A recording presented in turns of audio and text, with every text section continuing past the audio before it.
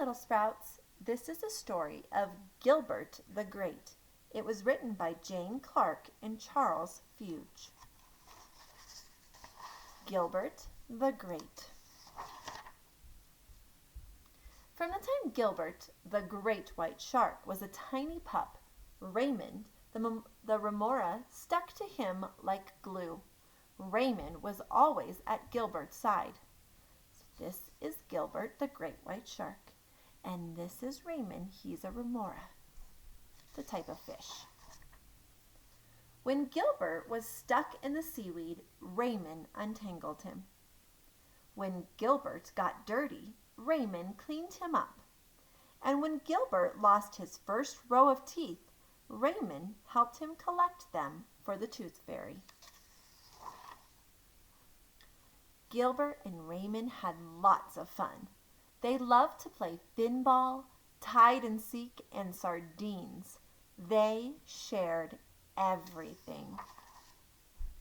Then one day, Raymond told Gilbert that his family had to move across the ocean. I don't want to go, but Mom says I have to, Raymond cried. As Raymond and his family swam away, Gilbert's mother hugged him tight and tried to comfort him. Raymond's my best friend, said Gilbert. Why did he have to go away? It's not fair.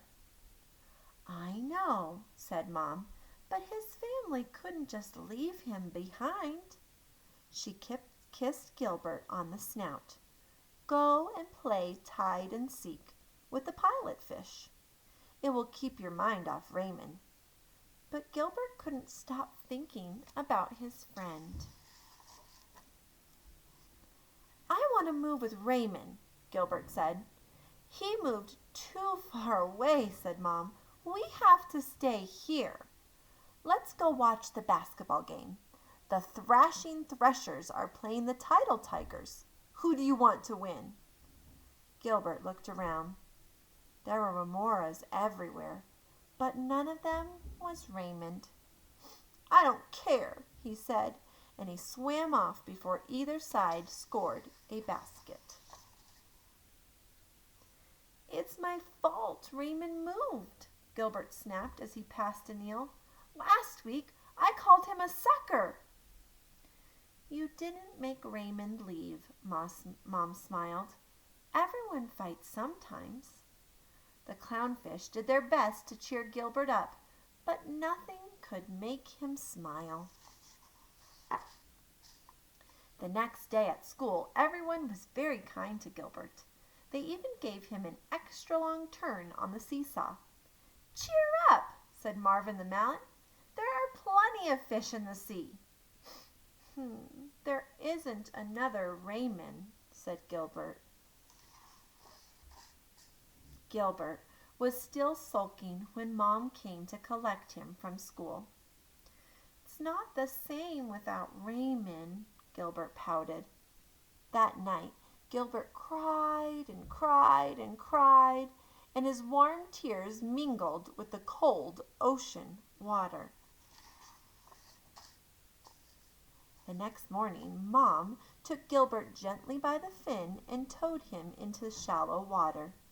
Rocked by the gentle waves, they gazed out at the seashore and the bright blue sky. I hope Raymond's new home is as nice as this, said Gilbert. I'm sure it is, said Mom. I'm hungry, Gilbert said suddenly. We'll go to the wreck, said Mom. Gilbert's eyes lit up. They didn't usually go to the wreck. Mom didn't like him eating junk food. Look at the wreck. It's a ocean boat that crashed and went down to the bottom of the ocean. Crunch, crunch, crunch, crunch. As Gilbert was biting into a pile of tin cans and bits of old boat, he spotted a small remora crying in the shadows. Gilbert stopped crunching and swam towards her. What's the matter? Gilbert asked. Mom and I moved, and I had to leave my shark behind, she sobbed. Now I don't have any friends. My remora had to move too, said Gilbert sadly. I'm so lonely. Gilbert and the remora looked at each other and smiled, wobbly smiles. I'm Gilbert, said Gilbert. I'm Rita, replied the remora.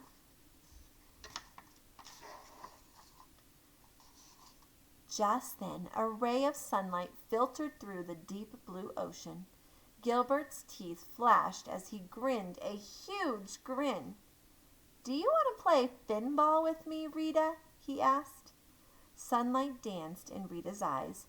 I'd love to, she said, and the two new friends swam off to find a ball to play with. The end. Oh, friends, I'm so glad Gilbert found a new remora to be friends with. Now he can be happy once more.